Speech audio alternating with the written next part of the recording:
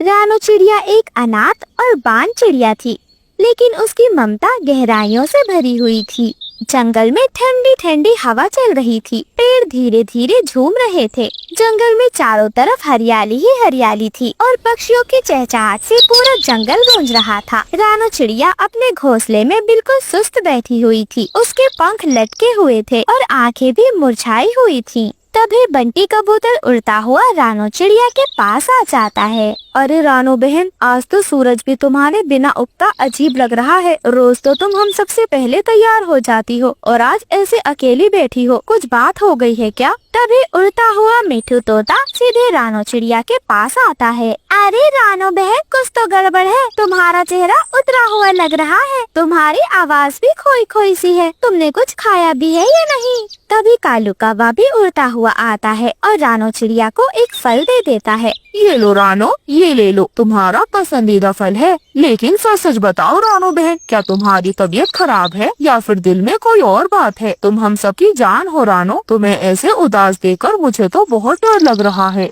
जंगल के सभी पक्षियों का प्यार देखकर रानो चिड़िया की आंखों में आंसू आ जाते हैं।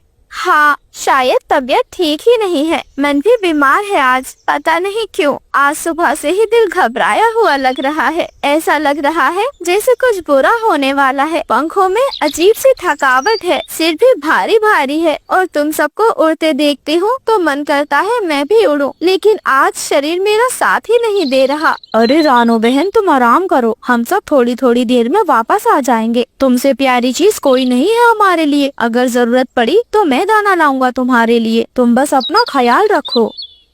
हाँ हाँ रानो, अगर कोई भी परेशानी हो तो चिल्ला देना। हम सब आसमान में उड़ते हुए तुम्हारे दुख को सुन लेंगे और जल्दी जल्दी उड़ते हुए तुम्हारे पास आ जाएंगे। तुम्हें हम अकेलापन नहीं झेलने देंगे। तुम सबका साथ ही तो मेरी सबसे बड़ी दौलत है। जाओ, जाकर दाना ले आओ। मैं यहीं बैठी हूँ, अपनी ताकत को फिर से समेटते हुए। आसमान में स्याही परछाइयाँ मंडराने लगी थी। दो शिकारी, एक चील और एक गिद्ध, दोनों पेड़ों की ऊंचाई में उड़ रहे थे। उनकी आंखों में भूख थी और नियत में छल। वह दोनों एक पेड़ पर बैठ जाते हैं और पूरे जंगल के कोने कोने को घूरने लग जाते हैं। अरे अरे गिद्ध भाई, ये जंगल पहले जैसा नहीं रहा। पहले यहाँ शिकार खुद चल कर आता था, अब सब समझदार हो गए हैं। हमें कुछ कुछ नई चालें चलनी होंगी।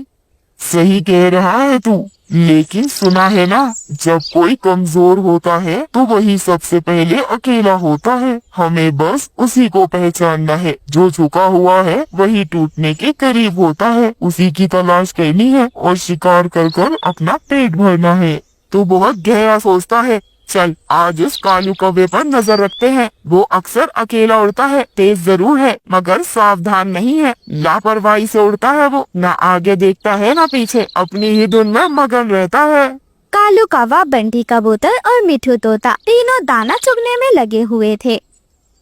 शोर कालू, रानो के बिना मजा ही नहीं आ रहा। उसकी बातें, उसकी हंसी, सब कुछ सूना सूना सा लग रहा है। हाँ यार, सच कहूँ तो आज सब कुछ अजीब सा लग रहा है। पता नहीं क्यों, जैसे कोई साया हमारा पीछा कर रहा हो। कालू कौवे का इतना कहना ही था, तभी बिजली की रफ्तार से चील और गिद्ध कालू कौवे पर हमला कर देते हैं। बंटी कबूतर जैसे तैसे तेजी से उड़ जाता है, लेकिन कालू कौवा खुद को संभाल नहीं पाता। आज तेरा दिन है कालू कौवे, बहुत उड़ान भर ली तूने। अब जमीन से दोस्ती कर ले। अब तू भाग नहीं सकता। अब तेरा वक्त पूरा हुआ कालू। अब तू जाएगा सीधे हमारे पेट में। बंटी बंटी, भाग जा, और अगर बच जाए तो रानो से कहना कि मेरा दिल वही है। मैं डरपोक नहीं हूँ। इन जालिमों ने मुझ पे पीठ पीछे वार किया है। कालू नहीं यार, क्या करूँ, कैसे बचाऊं कालू को? ये तो दो दो है। अगर मैं गया तो मुझे भी मार देंगे। क्या करूँ? बंटी कबूतर कालू कौवे को बचाने की सोचता है, लेकिन थोड़ी ही देर में चील और गिद्ध कालू कौवे को मारकर खा जाते हैं। जैसे तैसे बंटी कबूतर रोता हुआ वहाँ से भाग जाता है और कांपता हुआ वापस लौटता है। वह पहले गौरी कौवी के घोंसले में जाता है। गौरी कौवी अपने घोंसले में बैठी हुई थी। कुछ ही दिनों में वह अंडे देने वाली थी। जैसे ही बंटी कबूतर हाँफता हुआ आता है, उसकी हालत देखकर वह कांप उठती है। गौरी, कालू अब शायद नहीं रहा। चील और गिद्ध, उन्होंने उस पर हमला कर दिया और और मैं कुछ भी नहीं कर सका। मैं तो जान नहीं बचा सका उसकी।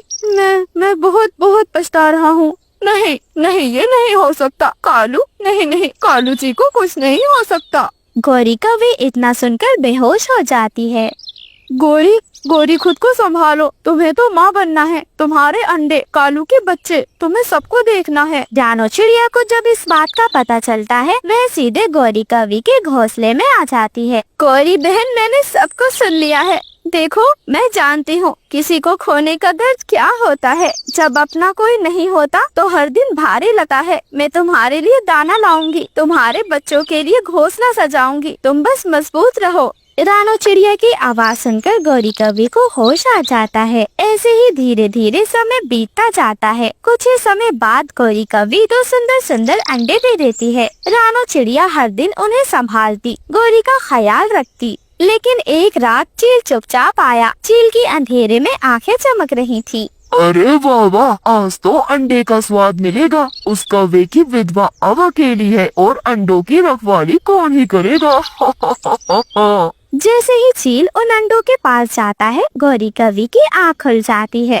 चील, तू मेरे बच्चों को छू भी नहीं सकेगा। मेरी जान चली जाए तो भी चलेगा, लेकिन मैं कालू जी के बच्चों को कुछ नहीं होने दूंगी। बस एक यही मेरे कालू जी की निशानी है।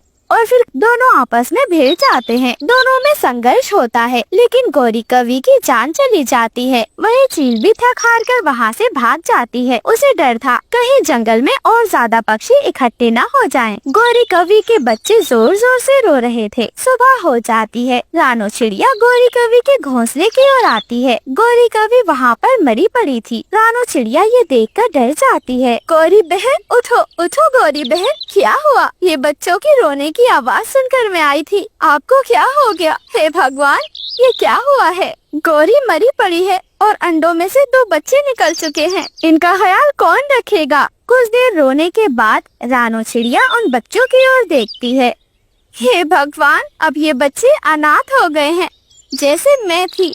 मैं जानती हूँ अकेलापन कैसा होता है। भूख, डर और खामोशी से भरी वो रातें जो मैंने भी देखी हैं। अब ये बच्चे अनाथ नहीं रहेंगे। और फिर रानो चिड़िया उन बच्चों को उठाती है और अपने घोंसले में ले जाती है। रानो चिड़िया उन बच्चों की खूब देखभाल करती, उन्हें अपने पंखों में ढककर सुलाती, उन्हें गर्माहट देती। वह उनकी परवरिश में दिन रात एक कर देती है। अब न रानो चिड़िया अकेली थी, न ही वे बांझ थी। वह एक माँ थी और यही उसकी सबसे बड़ी पहचान बन गई थी।